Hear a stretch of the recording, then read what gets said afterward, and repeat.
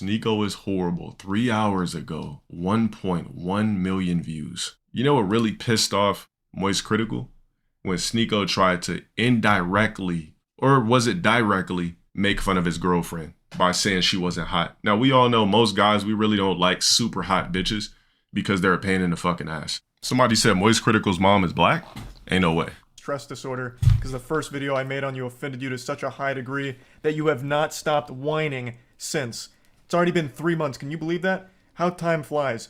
You started shit with me by insulting me and my girlfriend out of nowhere, so naturally I responded by making fun of you in return, and showcasing the reasons why I don't respect you.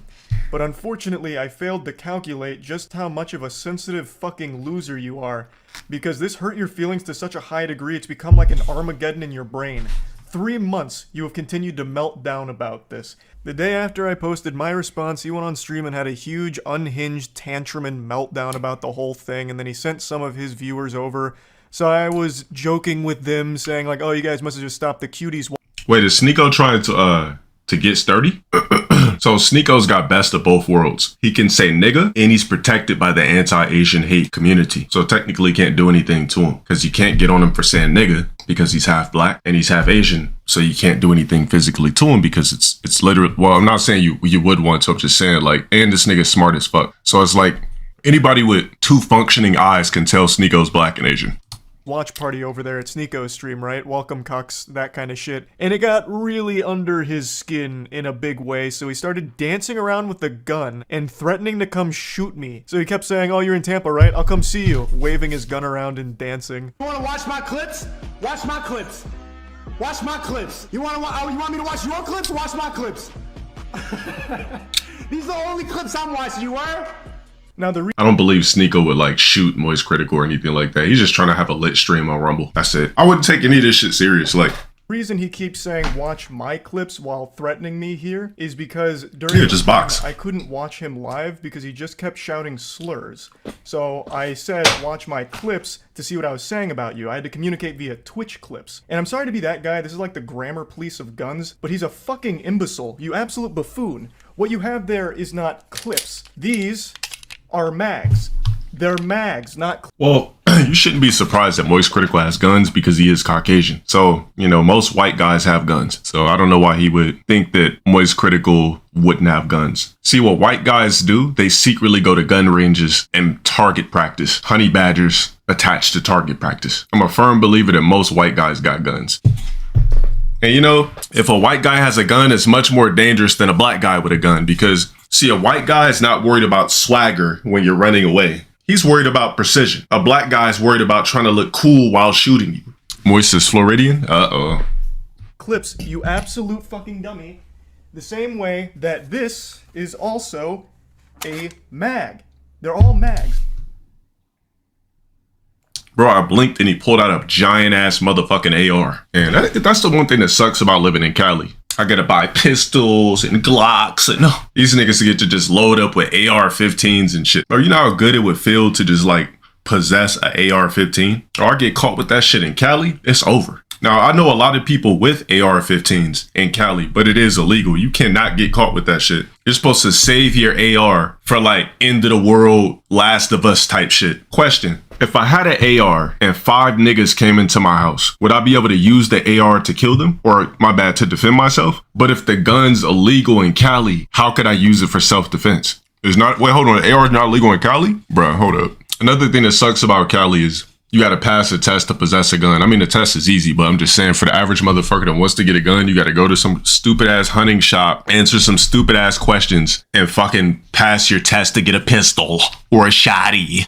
You wouldn't get a charge, but you get charged for having it. See what I'm talking about? It says the AR-15 is legal in California, but it is subject to a number of restrictions. Well, what is the point? For example, the AR-15 cannot have a barrel length less than 16 inches, and it must be registered with the California Department of Justice. Bolt action rifle A. You know what? My manager at one of my old jobs, this motherfucker, of course he was white, and this motherfucker had hella guns. He's one of, like, that's what I'm telling you, man, white guys are dangerous. Like, all you honey badgers in here that think you're like just gonna fuck with white guys, like on the low, they be having crazy guns and knives and ninja stars and shit, and they be making their own bullets. My old manager was like a Poindexter ass motherfucker, but he had hella guns, knew how to make bullets. This motherfucker like low key like just could do anything. Motherfucker could build bombs, all crazy shit, and you would never even fucking know. Like he was just the most straightforward guy, and you would never know this motherfucker was like a G.I. Joe behind all of that shit. Let's get back to it. Stop saying clips, you look fucking stupid here. Anyway, sorry for the gun anatomy lesson. He was very upset, so he was threatening to come shoot me, beat me up, all of that, because I hurt his feelings, and it's been festering for quite some time now. 3 fucking months. You love to bitch about how everyone's canceling you. These soy boy NPC bots are all canceling you. It's all you do. You treat the teenagers in your Discord like they're your goddamn therapist. Just going in there to complain about the invisible boogeyman canceling you again, shaking your fist at the clouds. I also love that you treat this Discord server like it's your PR team, so you have them work on your responses on Twitter because you're not witty enough to come up with anything on your own. You have no ability to banter. You can't insult anyone. Anytime you're pushed, all you fall back on is one of 3 things: soy boy, bot, or NPC, and that's it. You never deviate from this path, which is ironic because you're like literally a sheep. You have 3 programmed responses. You're like the absolute worst character, side character in an MMO. Alright, let me ask you a motherfucking question. Why the fuck would you come in my stream and ask me out of all motherfuckers if I'm a cuck? Like, nigga, do I look like I would have a bitch and allow her to get her pussy slayed and slapped on by a cock and slid into? Nigga, does that look like that's what I practice? Or do you know what a cuck is, bro? Last time I swung a pair of nunchucks, I was in the 2nd grade. Remember, like, all black men when I was a kid had nunchucks. All my mom's boyfriends had nunchucks in their fucking rooms and shit. For some reason, every black nigga thought they could do karate at a certain era. But I'm getting sidetracked.